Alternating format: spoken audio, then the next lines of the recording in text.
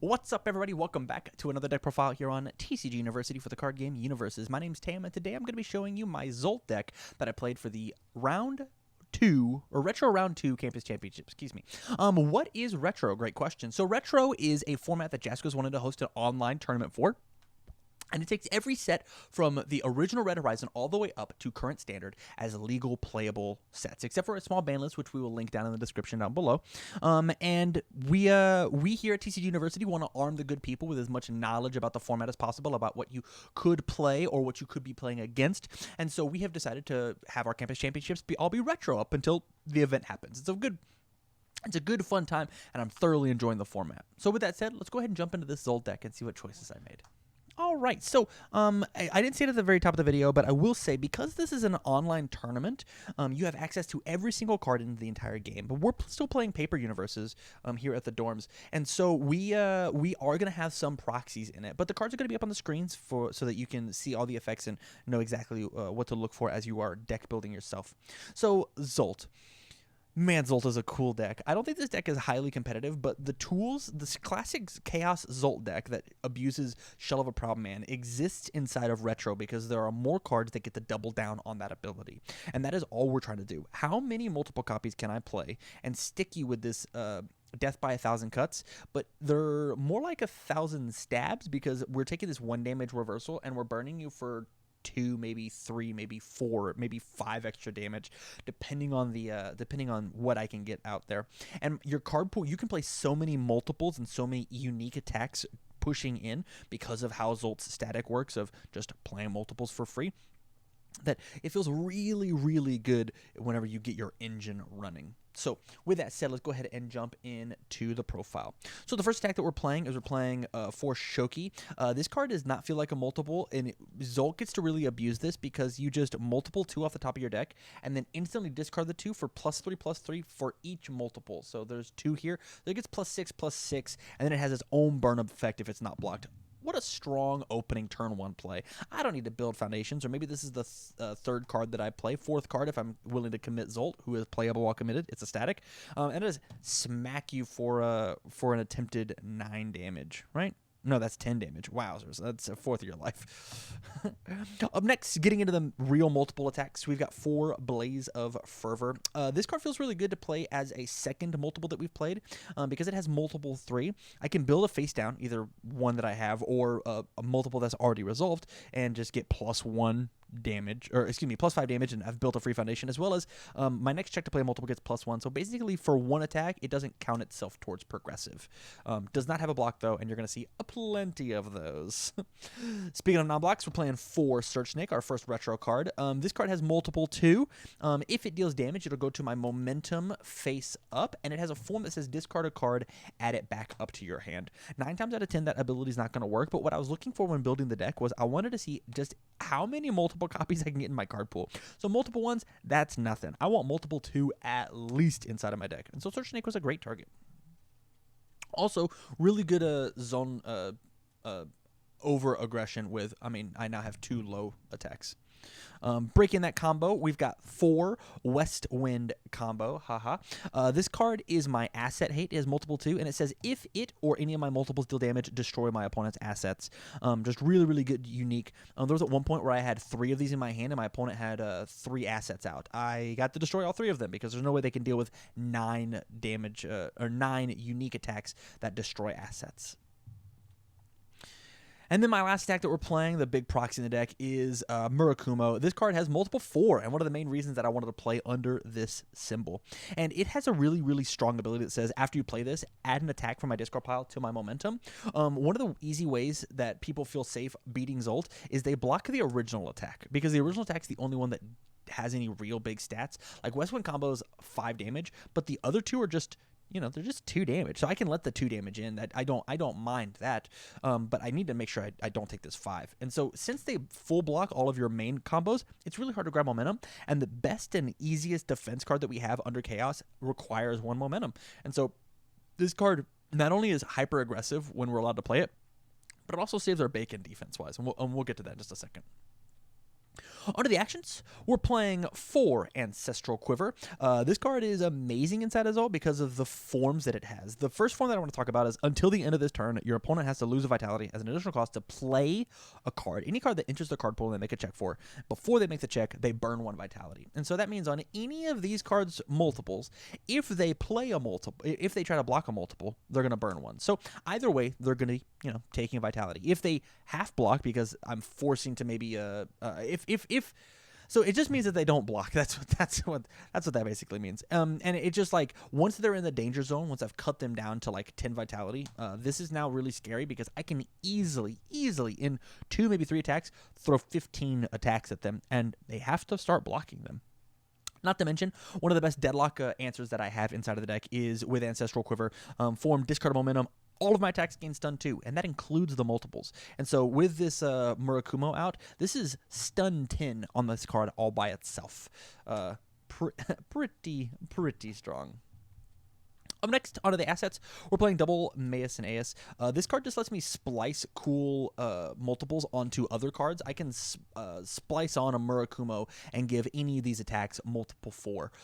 That feels really good. Or accidentally slice a Shoki, and now my base attack got plus X plus X. Or plus 6 by just discarding a couple extra multiples. Just really, really strong abilities, as well as taking and tossing good checks back in my deck in order to make sure I can play these really long strings. We're playing 4 psychedelic mushrooms. We're playing a combo deck, and I have to see very specific pieces. And this becomes 4 of any piece that I already have. I just get to double up on it. And so maybe I need another Shell of a Proud Man. Well, there it is. Maybe a really cool play is maybe I need more multiples. I can copy maius and aeus and splice on 2 attacks. And now I have multiple 4 and another multiple 4. Hey, that's 8 damage just by committing 2 assets. It's really, really solid. With that said, though, because we are playing a combo deck, if my opponent gets rid of the piece that mushroom is copying, the mushroom is now blank. It doesn't do anything, and so it instantly says that like it's a win more combo by the fact that it is the piece that I'm copying. If I'm copying a piece, well, this card now has essentially 2 abilities on it, and so if they get rid of this, they not only got rid of the one card, but they also put this card out of commission. So you do have to be careful when playing this card.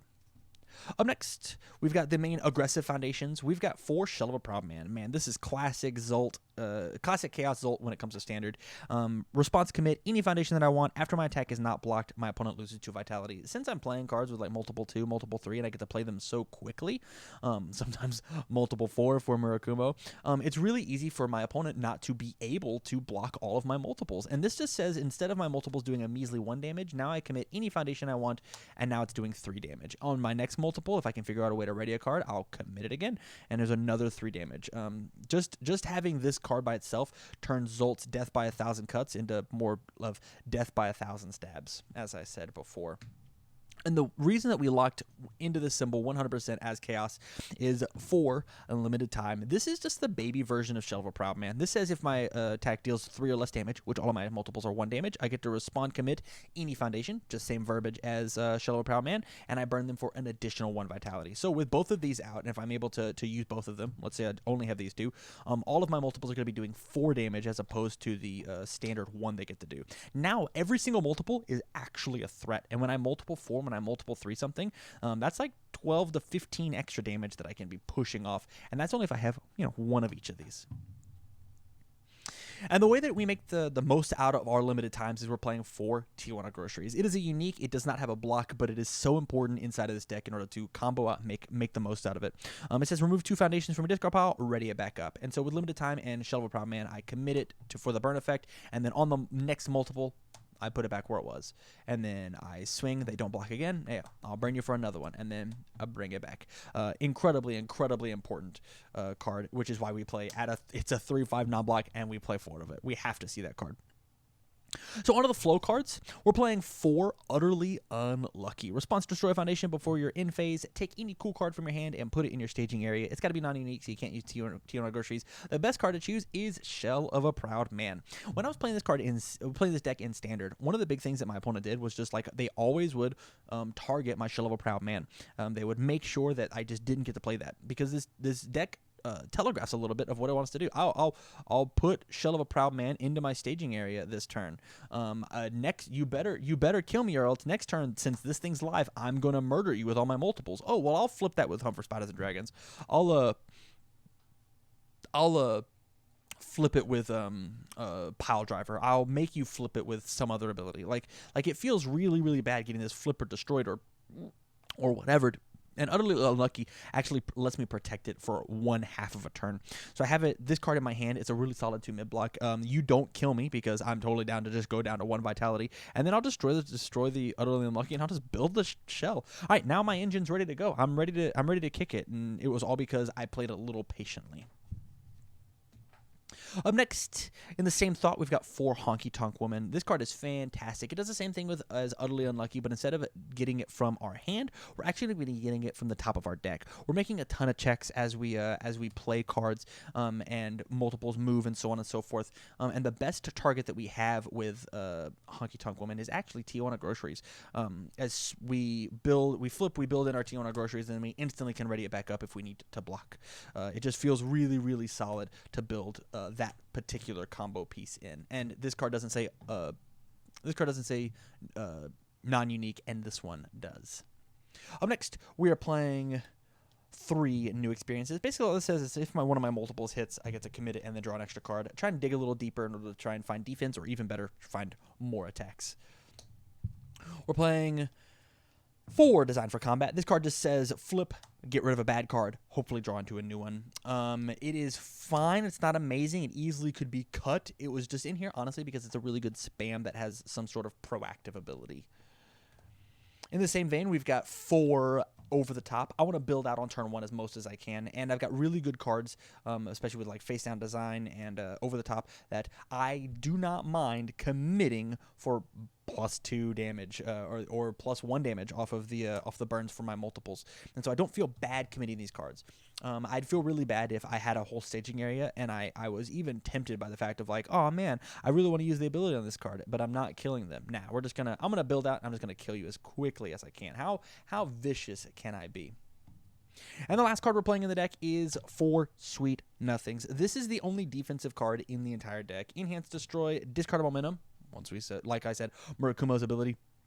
Add in the momentum and discard this attack from the card pool, and you can draw a card. I want to block with my face 9 times out of 10. I want to because I want to build out as many foundations as I can, and then hold all these multiples, and then play 40,000 multiples into my card pool as I can. And so with that said, I'm not going to be having a ton of resources up available for me. And you saw how many non-blocks are in the deck. We added 4 more because if I can squeak in a momentum, I basically just get to abort one of your attacks. Oh, did you play your Spirit Shotgun as the 4th attack? Well, I would gladly have you draw a random card as opposed to Spirit Shotgun for me for an entire 28. We don't have good defense. With that said, this card is very fragile to anything that negates it, anything that flips it, anything that discards my momentum. If you stop me from having momentum, this card is not very good. This is very much an emergency button. It is a parachute. It is, man, I'm about to smack the ground really, really hard. I'm going to sweep nothings that attack away.